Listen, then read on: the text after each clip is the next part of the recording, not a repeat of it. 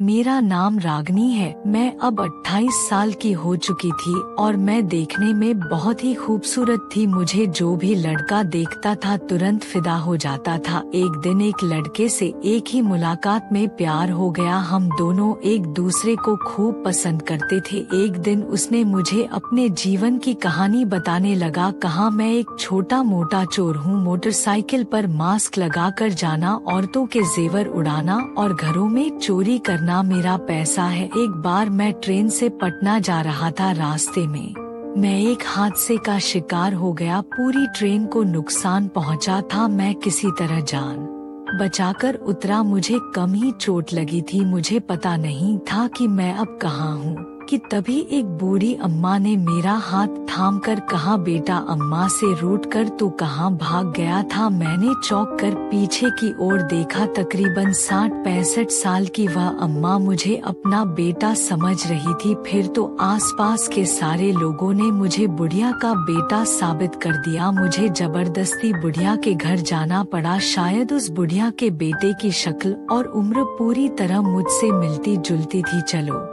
थोड़ा मजा ले लेते हैं, मैंने मन ही मन सोचा। रात को खाना खाने के बाद जैसे ही मैं सोने के लिए कमरे में पहुंचा तो चौंक गया। बुढ़िया की बहू गर्मागर्म दूध लेकर मेरे पास आई। वह गोरे बदन की खूबसूरत औरत थी। मैं उसे देखता रह गया। अब मैं कभी आपसे नहीं लड़ूंगी, आपकी हर बात मानूंगी। वह औरत मुझसे लिपटते हुए बोली, मुझे तो जैसे करंट लग गया। मैंने हैरानी से पूछा, क्यों, क्या हुआ था? आप शादी के 6 महीने बाद अचानक गायब हो गए थे। सबने आपको बहुत ढूंढा पर आप कहीं नहीं मिले। इस गम में बाबूजी चल बसे। वह रोते हुए बता रही थी, मैं सब भूल चुका हूँ, मुझे कुछ याद नहीं है, मैं किसी को नहीं पहचानता। मैं शांत भाव से बोला। फिर वह औरत मुझसे लिपट गई। मेरी तो मानो मन की मुराद पूरी हो गई हो। मैं भी उसको चूमने लगा और धीरे धीरे हम दोनों एक हो गए। उस औरत ने रात को मुझे भरपूर देह सुख दिया। सुबह के तकरीबन 9 बजे मेरी नींद खुली। मैंने ब्रश करके चाय पी। दिन में पता चला कि मैं दुकान चलाता था। मैं दिन भर में अपनी इस जिंदगी के बारे में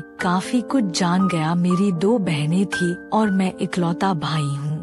तकरीबन 5 साल पहले शादी हुई थी। बूढ़ी माँ, उसका बेटा लापता हो गया था। शायद सड़क हादसे में या किसी दूसरे हादसे में वह अपनी औलाद खो चुकी थी। बेटा वह भी इकलौता, इसलिए यह दर्द दिखाया नहीं जा सकता। दूसरी ओर वह बहू है जो 18 साल की उम्र में ही ब्याह कर यहाँ आई थी। कुछ ही दिनों में पति गुजर गया, इसलिए बड़ी मुश्किल से मिले इस पति को वह संभाल कर रखना चाह रही थी। उनको अब तक उसकी लाश भी नहीं मिली थी। काफी दिन ना मिलने के चलते उन्होंने मरा मान लिया था। क्या पता कहीं जिंदा हो और लौट आया हो। इस हादसे में क्या पता याददाश्त चली गई हो। इसलिए सास बहू दोनों ही अपने अपने तरीके से मुझे याद दिलाने की कोशिश में थे। 2 दिन बाद ही दोनों बहनें, बहनोई और साले आ गए। अम्मा, यह तो अपना ही भाई है। बड़ी बहन मुझे ढंग से देखते हुए मेरे हाथ पैरों को छूकर बोली, क्या मैं अपने जीजा को नहीं पहचानता? पक्का वही है, मुझे तो शक की कोई गुंजाइश ही नहीं दिखती है। रमेश, मैं तेरा बड़ा साला हूँ, तेरी पत्नी का भाई। साले ने मेरे कंधे पर हाथ रखते हुए बोल उठा। जी कहकर मैं चुप हो गया। बस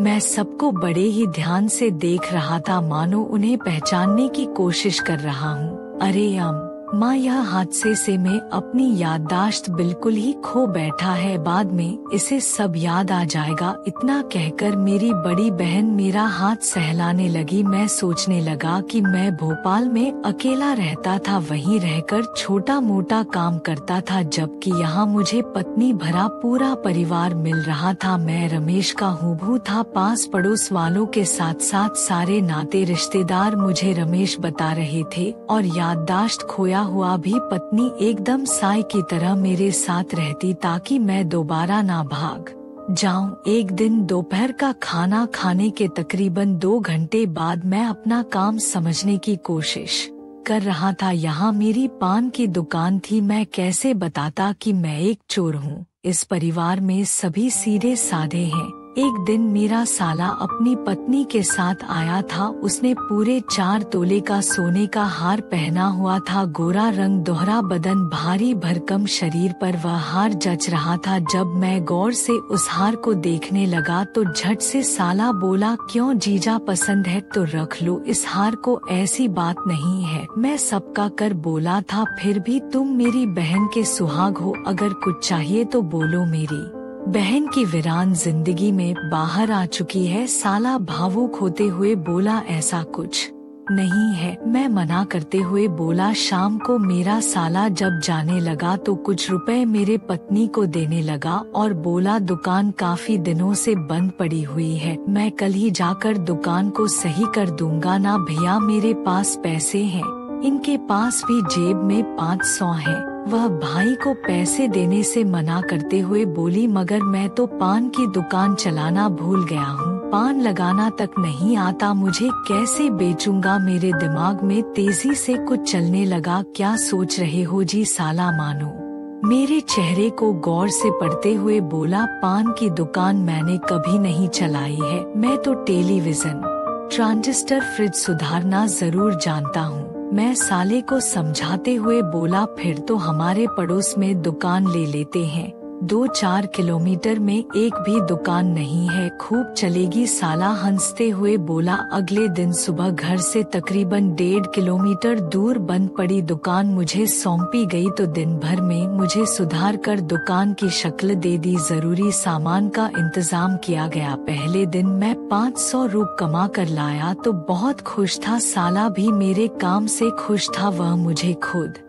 घर छोड़ने आया था। अम्मा, यह तो कुशल कारीगर है, देखो आज ही इसने 500 रुपये कमा लिए, अब तक यह 5 ऑर्डर पा चुका है। साला जोश में बोल रहा था, अब बेटा आ गया है ना, मेरी सारी गरीबी दूर हो जाएगी। अम्मा तकरीबन रोते हुए कह रही थी, रो मत अम्मा, मैं सब ठीक कर लूंगा। मैं पहली बार बोला था। रात को खाना खाने के बाद जब मैं बिस्तर पर सोने पहुंचा तो पत्नी खुशी से भरी थी, अरे आप तो बहुत ही कुशल कारीगर निकले। वह चुहल करते हुए कह रही थी, कुछ नहीं, बस यूं ही थोड़ा बहुत जानता हूँ। सोते समय मैं सोचने लगा, अब तक मैं चोर चक्का था, गंदे काम से पैसे कमाने वाला, अब मैं मेहनत से पैसे कमाऊं और परिवार का पेट भरूं। इतना सोचते सोचते मैंने पत्नी के सिर पर प्यार से हाथ फेरा और बोला, मैं तुम्हें अब कभी नहीं छोड़ूंगा। सच कहूँ तो इस सजा में भी मजा था और मैंने पत्नी को अपने सीने से चिपका लिया।